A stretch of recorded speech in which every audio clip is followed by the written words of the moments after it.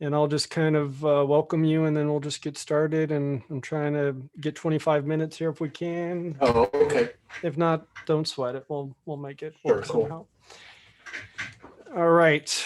Ladies and gentlemen, with me today, a very special guest, board certified AAML legend, Equitable Distribution Guru. I'm talking about the past chair of the Family Law Section and president of the Florida chapter of AAML, David Manz. David, are you with us?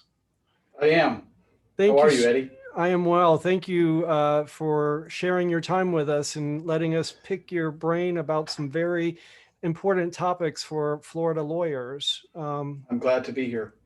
How are you doing with the pandemic and everything? This show is airing on December 15th, and everybody's getting ready for the holidays. How are you doing, David? Well, it's interesting. It's certainly a paradigm shift. Nobody could have imagined practicing sort of alone in the office with everybody remote. But we're life by Zoom. All our hearings, all our trials are by Zoom. We're meeting clients by Zoom.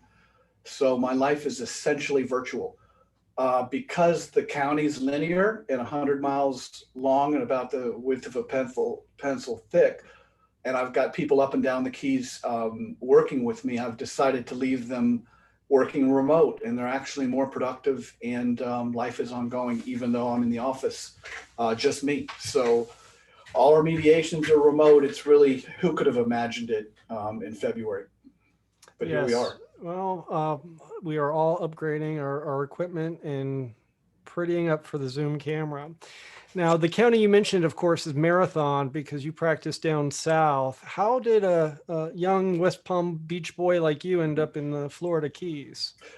To make a long story short, it goes back to my grandfather, who was a employee at Chrysler in Detroit in the late 40s with all his brothers. The family had come from Germany in the 1830s, and we settled in Ohio and Sandusky and Toledo and Detroit. So he got really sick of the cold, and he said, "I'm going to take my friend's advice and move to Miami." And he did. He loved to fish. He was a Great Lakes fisherman, and he started coming down to the Keys. He brought my dad. My dad fell in love with fishing.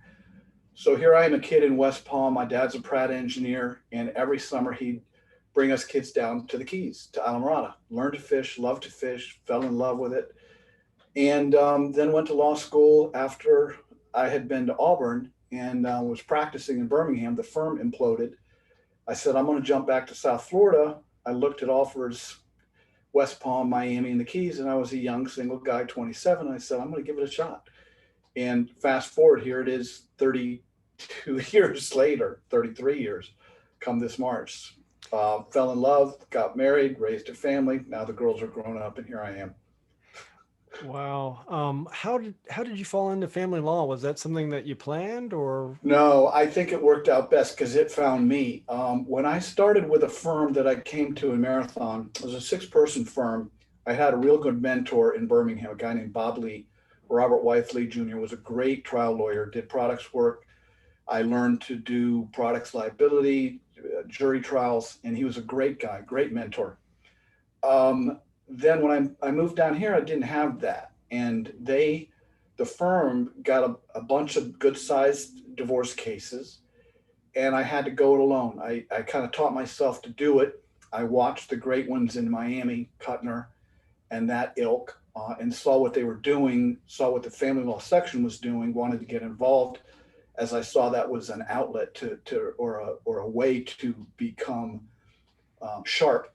And it found me. I started my own firm a year or two later and was doing everything under the sun, but all the referrals seemed to be, or the best referrals seemed to be family law. So within a year or two, by 93, I was doing family law about 80, 90%, and went ahead and said, which is a different story, I should get board certified. And that's really the way to get to be the best. And so that led to its own sort of circuitous path. But anyway, that's kind of it. It found me. I didn't look for it. Now you've been doing this for 30 years, and a lot of us go crazy by then. How do you stay sane in such an insane world?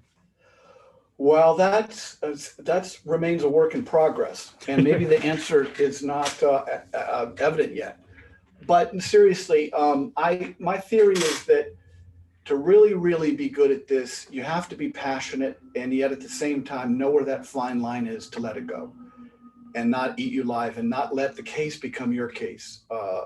And I've been guilty of letting my cases become my case. I've had most great victories, but I've had a few crushing sort of warn the client that she was going to lose primary residential responsibility or lose parental, and she did because of her conduct. I've had those kind of cases, and they're horrific.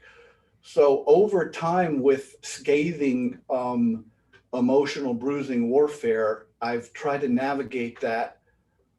Be great at what you do. Be very, very passionate, but don't live and die it. Also, I think, and you probably experience this in your own life and practice, Eddie, because you're well-rounded Renaissance guy, very eclectic guy. My theory is you've got to have some things in your life that are equal to this in terms of sort of intensity, passion, knowledge, commitment, things like that. So I've got these things over here that are equal in import to this over here, being the practice. Keep it very well balanced. Well, David, I learned of you going to board cert review and watching you talk about equitable distribution for many, many years. And I don't think that there is anyone in Florida that is more learned on that subject. Thank you. Um, I've tried to be. I've tried to make myself that. why why equitable distribution? Well, I don't know. It's an interesting question. You know, I was an economics major at Auburn. I love sort of macroeconomics, I'll call it. I love the way the parts of the economy fit together and work, and I love the micro view too. I thought about sort of being at the same time a finance guru guy in maybe going to get a PhD in economics, and law school sort of became really attractive. And then when I started the business of family law, and I saw this milieu of work out there, from my view, most time sharing cases is babysitting. I mean, I don't like the way I view it. Good parents can get along and solve their case and solve their problem. And there are a few people who are really good people and have these dramatically opposed views, and apparently they need to go to trial on their kids. But it just drives me crazy. I hate it. It's toxic. I've done a lot of it. I made at some point a decision. And so I can't not do any of it. In other words, there's always a piece of it around there. But I said, I really love solving people's financial issues. And for whatever reason, I just fell into it like right away. About the time I started, the statute had become in place in '88. There were some new cases out there, Robertson, that were construing the statute and trying to resolve and how are we going to deal with special equity. And it just was really fascinating. And I said, you know, this is a really deep dive. A lot of people in family law tend to look at it as a superficial, let's go into court and let's just argue from places of being in the gutter and smear each other and all that. And I don't like that at all. I think it can be a real professional, intellectual exercise. And the deeper you go into property distribution, whether it be choice of valuation dates, things like that, you find that's the case.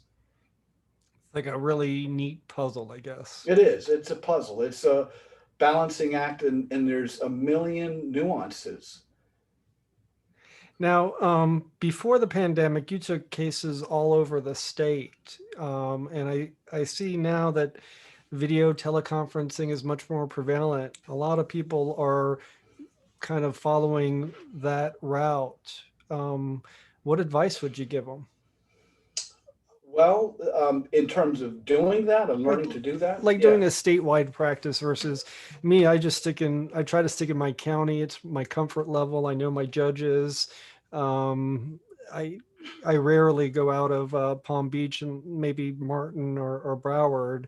But for those now, it seems like we don't have those restrictions because travel is no yeah, it's longer an actually issue. easier. Yeah, it's easier. I recently took, quote unquote, a Tallahassee case. My guy was on the wrong side of a venue decision, So the county was determined to be Leon in terms of where they last resided. My guy didn't agree, but wanted me to stay in and handle the property. So we're doing that. And a good friend of mine, Kristen Adamson's on the case, the other side, and I know all the players. I've been going up to Tallahassee for years doing legislative work. So Jerome Novi's actually going to mediate the case. And so it's really a small world. As far as doing it, the way I found that I did it, and again, I didn't plan on it, but my advice will be put yourself out there. Now, what does that mean? I started to lecture through a lot of friends who I'd been doing family law work for, and commentator committee, and one connection leads to another. That segues into, if you want to develop, in my mind, any kind of a statewide presence, anything, then join the family law section. And you would appreciate that, whether it be the certification committee I've worked with you on, the family law section, and then working your way up into the academy, because there's not that many people in this state of however many million who are really high-end dissolution of marriage practitioners. There's a relative handful out of the 10,000 who do it. And pretty soon, if you do that, you're gonna know everybody, you're gonna meet everybody, and somewhere along the way, somebody's gonna give you a shot saying, will you lecture, will you do this, will you write? And then put yourself out there. And before you know it, and I found this, I would be lecturing at Cert Review. I met lawyers from all over the state who'd come up after their little lecture and say, what about this? What about this? Can you come into this case? I found friends that I started doing work in Pensacola for, and then Stewart. And before you know it, I got asked to come into various personal goodwill cases, or unequal distribution cases, or choice evaluation day cases. And it's funny, Eddie, I would say, people say, why do you write bar journal articles? They take so much time. They do. But I've got to tell you, I've gotten a handful of really big cases from every bar journal article I've written, just because the marketing is a tangent of writing. I love to write, and it's a deep dive into the topic, but the side effect is amazing, really. That reminds me of the very first time I ever spoke in a legal seminar. I was asked to speak on a topic I knew nothing about at the time, how to value real estate. Mm-hmm. And by the time that seminar came up, I was an expert. And that is a great little side note that I should have said, which is the act of writing or the act of lecturing, by definition, makes you an expert, because you will not be prepared. And if you didn't know it in the beginning, like you said, you'll know it as the nth degree of expert. I wrote an article years ago of, are financial affidavits really necessary? And I thought I knew the topic. By the time I got done, I had relearned and gotten a much better sense of the parameters than before I started. So that's funny. Let's talk about some of your service. You've been the section leader for the family law section. You've led Florida AAML. Even done the Florida Bar Foundation, raising important money for the Florida Bar. Why do you think all of that is important? I think a combination of things. I think board certification, without question, makes you a better lawyer. So the process of getting into the family law section sort of ties in with board certification, because you see the best lawyers, you see people who are board certified. I and Michelle Klinger Smith with my firm, and Sherry Smallwood have been the only board certified lawyers in my county for sort of decades, since '93 when Sherry and I came in. She might have, I think, been a year ahead of me. But what happens when you go around the state, you see all these great lawyers. And so it's easy to want to aspire to that. It's great giving back to the community, so to speak, through section work. I love mentoring people.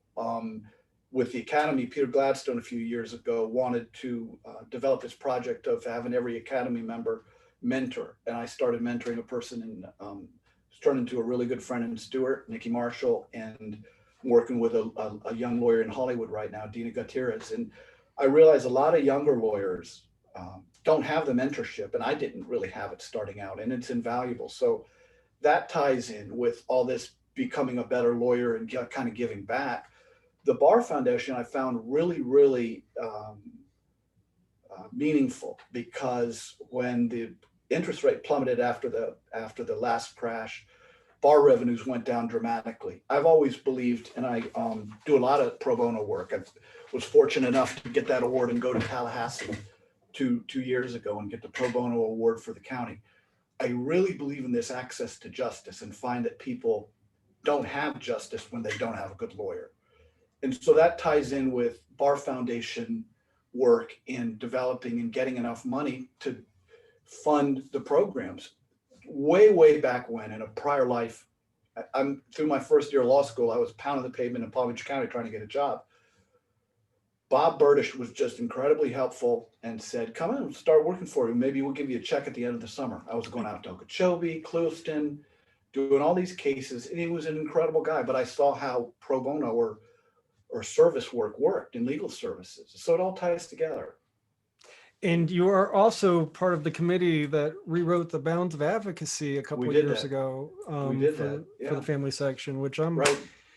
I don't think a lot of family attorneys know that there's an option to being a zealous advocate out there, and some really neat stuff in the Bounds that gives us guidance where I think it's necessary, because the rules of professional responsibility just don't address the issues we have to deal with every day. What was your experience? No, they don't.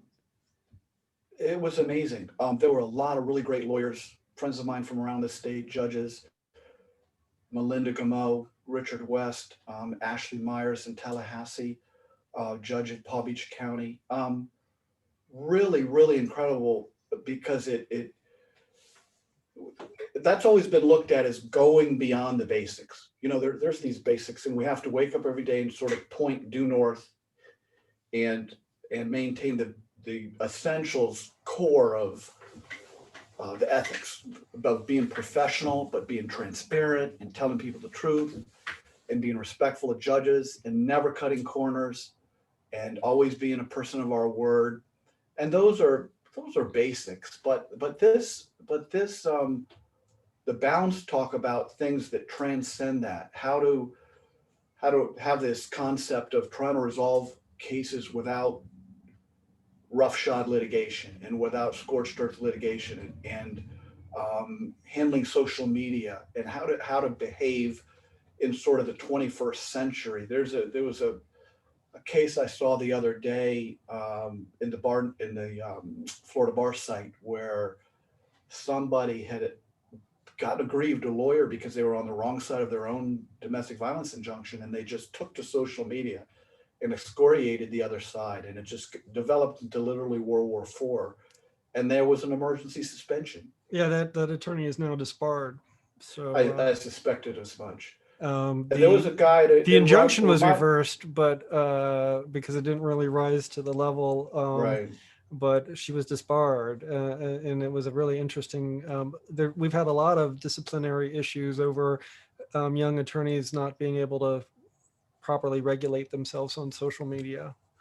Well, it also reminded me, like I said, we wake up every day, and we, notwithstanding what we've done in the past, we have a chance to do the wrong thing or the right thing. A big story in the New York Times last week was a significant lawyer out of Miami who represented some witnesses who were apparently on the wrong end of an assault and robbery or a big scene at a party involving NFL players who supposedly strong-armed some of the witnesses. And the lawyer attempted to gain financial funds, so to speak, in exchange for testimony. State attorney got involved, emergency suspension, arrest, and the guy had been AV rated. So it reminded me that notwithstanding where we were yesterday, we've got a chance to do whatever we want today. And I found the work with the bar on the Bounds really brought home about how it's a daily it's a daily exercise in doing the right thing.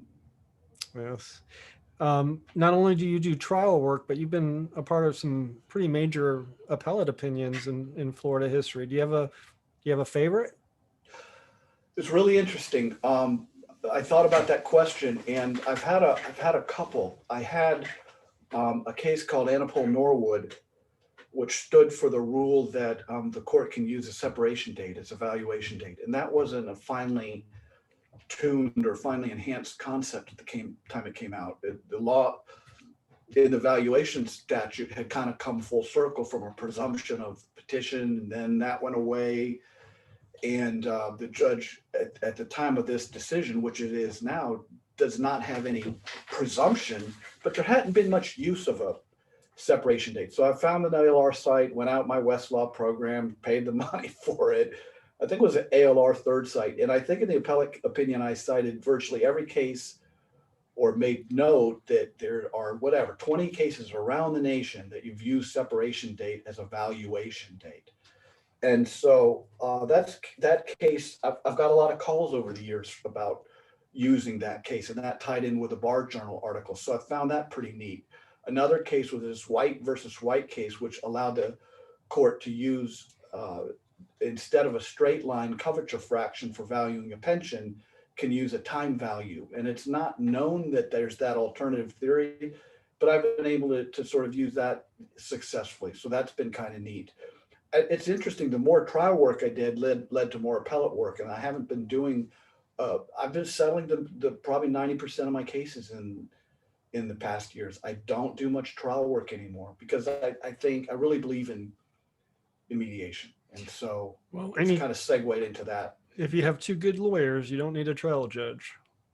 That's a good point. And of course, the clients have to be along for the ride. I don't know about you, but I settled the great majority of my cases. Going back to board cert, some people are intimidated just because of the passage rate seems to be kind of skewed. Yeah. What tips would you give people that may be nervous or maybe taking it the test next year? Well, that is a challenge. The rate has been formidable for certain in terms of that low rate, whether it be less than 10% or whatever.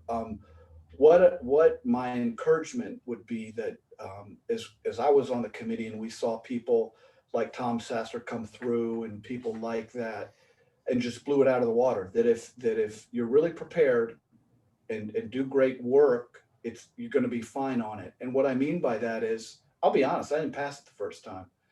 And I went back and I say that candidly because, I believe in transparency, but I redoubled my efforts. And I mean, I realized the next year it took a year. It wasn't those things. I had a practice. I was married. I didn't have children yet, but it wasn't those, oh, you can pull it off in 3 months. It literally took a year of working my way through. Brenda Abrams has that wonderful set, looking at that time at the Red Books, looking at all the appellate decisions over the last year. At that time, I started buying that green book, the Florida the annual Law Weekly. Yeah, the annual. Mm-hmm. And so I bought, and it's really neat. I've continued to buy every year. I've got this complete library going back to 1990. It's really cool. Kind of nerdy, but I remember looking. It started in 1990, and I read every case from 90 to 93. So, I mean, I felt like there was no way they would not let me through that next year. And it was probably because I didn't get it the first year. And I said, a lot of people can say that. A lot of great people in the academy didn't get in the academy the first time. And it made me realize it does take that much work, but at the same time, look at there's 300 lawyers or whatever it is now in the state who are board certified. So it certainly, by all means, can be done. And it's been invaluable. It makes you a better lawyer. And the best advice I ever got when I started out was there was a guy who's passed away, but he was in the county, and he said, don't be one of these generalists. I think in the Keys, particularly, at least through the 70s and into the 80s, you could be a generalist. And guys did wills. It was like kind of the small town Atticus Finch kind of thing. They had jury trials, they do civil trials, they do a divorce. They would do everything. But then as the 80s progressed, people realized the desire to get specialized. And now you don't really find generalists in this county. I'm sure yours the same way. People do one thing generally and do it, relatively well or not, but specialize. And certainly board certification is part of that. Yes, Yeah. I just tell people, hey, if I could pass it, hopefully I kind that of the same way. I mean, I'm not smarter than anybody else. I might work harder, but it's it's formidable, but it certainly can be done when you realize how much it takes in to get there. going through the process, even if you don't pass, makes you a better There's no lawyer. question. Yeah. And I don't think anyone I've talked to has ever said something contradictory to that. I absolutely agree. There's no question. I remember, you probably can say this, is there's no better feeling those first months or year after taking the test because you walk into court and you know there's no question you can't answer about the statute or about the case law. At least for a couple of years till some of Yeah, it yeah, becomes yeah. gray. And That's right. then you serve on the board cert committee and you relearn it all again and And you relearn again. it because you have to learn it again, which you've done. So that's to be commended too. And I think that's probably the hardest committee to work on out Took a there. lot of work, right? The Tremendous hardest, amount of work. yeah, writing and grading and peer Mhm. review. It's a lot. Those- Becoming board cert is a big deal, and it's more than just a test. And I think people don't realize how important, for example, peer review is, and peer review can prevent you from becoming board cert, and or does. staying board cert. And Right. Every people 5 don't years. realize, yeah, and people don't realize, particularly in a small county, I'm in front of all my judges all the time. I mean, there's only four, or there's actually, I think there's only four circuit judges in the county. Wow. So I know all of them very well in terms of I've been in front of them from decades, or as long as they've been on the bench. And so, to your point, peer review in terms of judicial review is a huge deal, and it is at the academy too.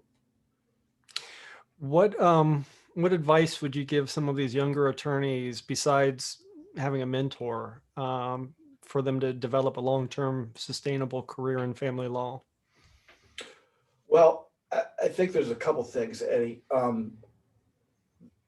There's no question that being the best and being to the level of being board certified, whether you're board certified or not, is a core skill or a core ability to do that. Because I, I think most people are in this because whether they realize it or not, they love to help and they love to give back. And I believe in this theory that you're not necessarily born for a purpose, but you certainly can find one. And my thing is to be able to help people at their rock bottom. I really get a lot out of that. And at the same time, you've got to have a skill set to do that. I mean, if a doctor really, I analogize our work to a doctor. They don't necessarily want to see an oncologist, but it's the most important person in their life while they're in their life. So, but how does an oncologist help? By being the very best. You can't help people if you're making mistakes. So it's a combination of having that passion to really help people or do the best, because we're not just grinding sausage. I think that'll burn people out. And having the skill set to do it, but also recognizing we've got to have that balance. We can't live the cases. And at the same time, it's like there's four legs to the table. It's not just an art. I remember a guy in Birmingham told me this is an art. It's a practice. It's not a business. That's true, but we both know as small business owners, it truly is a business. We've got to pay people. We might have PPP loans, whatever it is we've got. That there's these financial aspects of it. And I've gone to Atticus. I love it. They talk about A, B, C, D clients. A clients are clients who pay and listen. So unless you're just rich and just absolutely altruistic and doing it because you're your own little LLC legal services firm, that it is a business, and people have to remember that. And as they get better and handle better cases, that's a snowball that gets bigger and faster and rolls downhill. I handled terrible cases when I started that didn't pay and people that didn't listen. The D client, so to speak, in Atticus. So the quality of life changes when you. it changes dramatically. Well, David, So that would be my advice. Is there any other point you wanted to add and hit on in our time together that maybe I haven't asked you about that would be helpful? I would encourage somebody new starting out to find a mentor. some way or another. You call the academy. There are people around the state who mentor. I mentor. I love mentoring people. It is a really huge way to um, uh, get better. I've seen problematically the younger attorneys who start who aren't in a firm, and so many family law attorneys kind of start and it's just them. They're not associated at one of the bigger firms in the state, and there's not that many to begin with, as we both know, even in your area. Is it's hard to get that mentorship when you're by yourself and all you've got is adversaries, right? It's hard to learn these intangibles from great lawyers, and that really, you've probably found it. I've found it invaluable as I started, and learning from people who'd been around the block and been practicing 30 years. That experience is invaluable.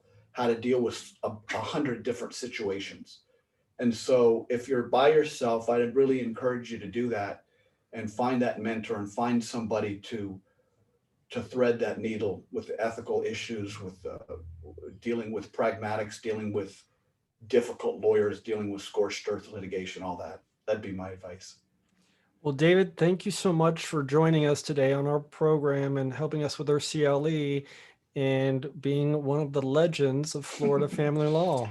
I don't know about that, but in his own mind, maybe, who knows? But I was honored to have this opportunity and enjoyed this today greatly. Well, we bestow that title upon you. So thank you for your time, David. Absolutely. And thank you for your participation. Hey, thanks a lot. Great seeing you again, and good talking with you, bud. All right. Take care now. Bye. Bye-bye.